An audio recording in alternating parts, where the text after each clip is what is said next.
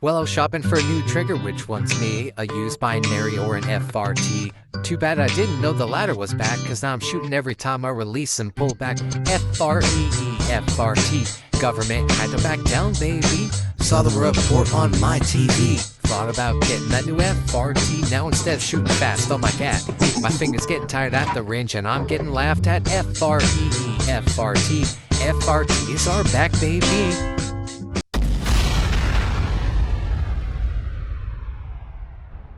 Yes, I did in fact rewrite that entire thing by myself in less than an hour, record it, voice change it, and edit it together. You would not believe how incredibly hard it was to get the timing right. That was really hard. But I do it for you guys, because I love you, and not because I wanted to try singing and found out I couldn't, which is why I had to voice change it. Anyway, guys, welcome back to Biopilot Arms. I have been sick, and so unfortunately I haven't been able to get out to the range for you guys this week or anything like that. But something even better has happened. FRTs are back on the menu, boys. They have been unshackled by the burden of unconstitutional edict, and I am here for it. So if you haven't heard, the Department of Justice announces a settlement of litigation between the federal government and rare breed triggers. Now, this is both good and bad, and we're going to go over the entire thing. So anyway, so right here we've got the article, and you can follow along if you want, but I'm going to jump around a bit. So this Department of Justice believes that the Second Amendment is not a second-class right, said Attorney General Pam Bondi, and we are glad to end a needless cycle of litigation with a settlement that will enhance public safety. Well, we'll see here in a minute how it's still a second-class right to her, even though she just said that it's not. In June 2024, in Cargill v. Garland, the Supreme Court held that the Bureau of Alcohol, Tobacco, and Firearms, the ATF, exceeded its statutory authority by issuing a rule classifying a bump stock as a machine gun.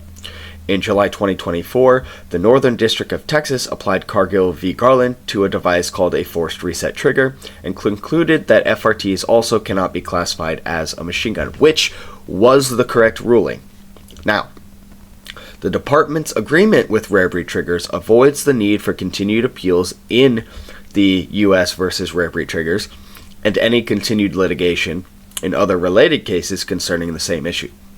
The settlement includes agreed-upon conditions that significantly advance public safety with respect to FRTs, including that Rare Breed will not develop or design FRTs for use in any pistol and will enforce its patents to prevent infringement that could threaten public safety.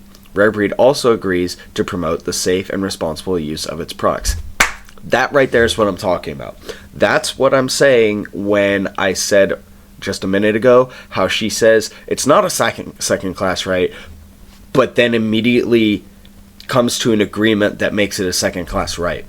Okay, if the ruling is that it's not a machine gun, why should Rare Breed at all say, hey, we're not going to make these for pistols, right? Which, might I add, makes no sense as it is now, because let's face it, all they have to do is start a new company that they also own that has the ability to use the patented products and then make it for pistols. But even if they don't do that, they currently make it for pistols. They make it for AR pistols. You can put it in an AR pistol. So that right there is kind of illogical in my opinion.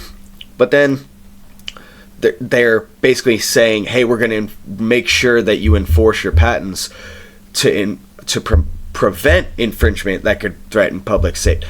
I don't understand. So their supposition is that they're now forcing Rare Breed to do something they were already going to do. Because didn't Rare Breed already have a problem with wide open triggers and the whole patent infringement on that already? So I don't understand why. I get why they're doing this. They're saying that they only want this company to be able to make these, basically.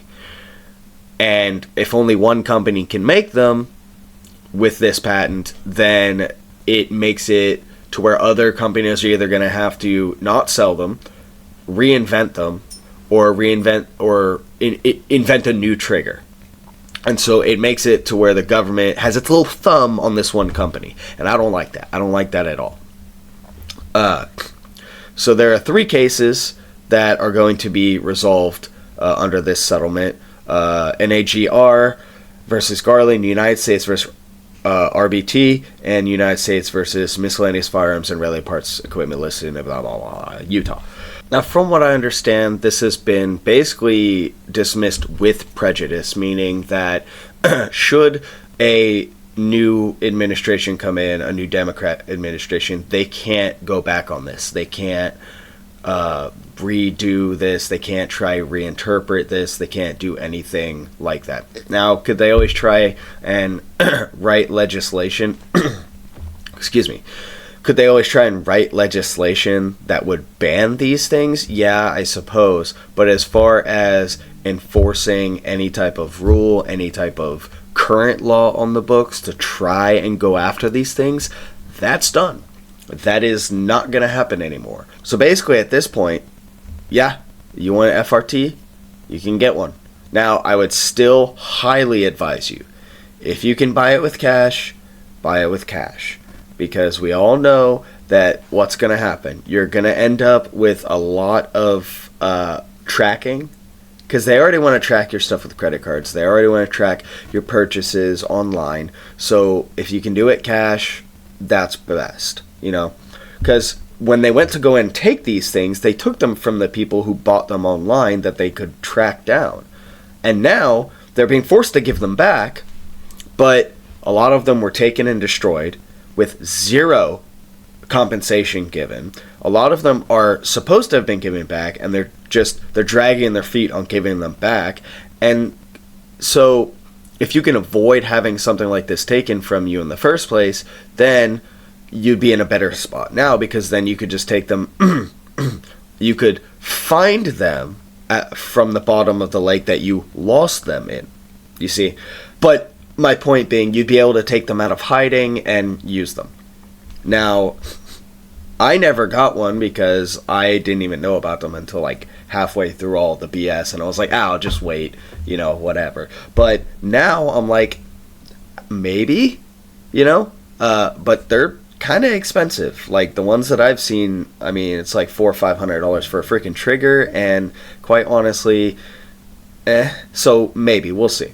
Anyway, guys, this spells good news for the Second Amendment, and hopefully when I get better, I'll be able to go back out to the range for you guys, and you guys will get some more shooting videos. But I thought I'd drop this on you guys because, why not? It's breaking news. It's great news, and I thought you guys should know. And honestly, that FREE song got stuck in my head the second I heard about this, so I kind of was forced to make that because I wanted to, and now the sweet release of not having it rattle around in my head is amazing. So if you've ever had a song stuck in your head, you know exactly what I'm talking about. Anyway, guys, drop a comment down below. Tell me what you think about this. Tell me, do you guys own one? Were you one of the people that bought it on the DL and never got it taken? Were you one of the people that, well, actually, don't tell me that. Don't tell me that. Just drop a comment about what you think about this. Anyway, guys, I love each and every one of you guys. Hope to get back out to the range soon. Anyway, I will see you guys next time.